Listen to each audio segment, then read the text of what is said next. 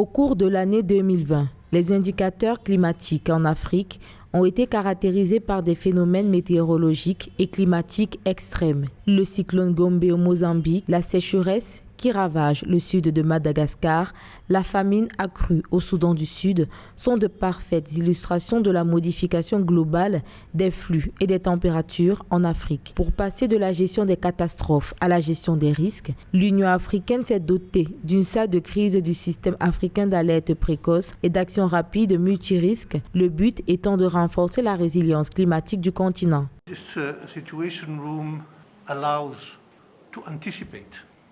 Cette salle de situation permet d'anticiper, d'informer et de porter des données à préparer et à soumettre aux décideurs pour leur action.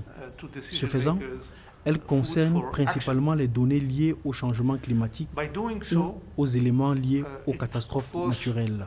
À travers ce système d'alerte, la Commission de l'Union africaine procède à la mise en œuvre du cadre de Sendai pour la réduction des risques de catastrophes 2015-2030, prévoyant la réduction des risques continentaux et de mortalité d'ici 2030.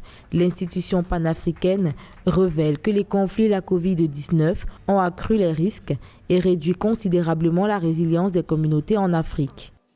Il est nécessaire que la Commission de l'Union africaine aide les États membres à établir des salles de situation similaires au niveau national et régional pour encourager une approche en réseau dans la gestion des risques de catastrophes et assurer leur interopérabilité. Selon Josepha Sako, commissaire à l'économie rurale de l'Union africaine, d'ici 2030, plus de 118 millions de personnes extrêmement pauvres seront exposées à diverses catastrophes naturelles. Aussi, la mise en place de cette structure va consacrer une attention accrue à la prévention des risques ainsi qu'aux actions d'anticipation nécessaires pour limiter leur impact humanitaire.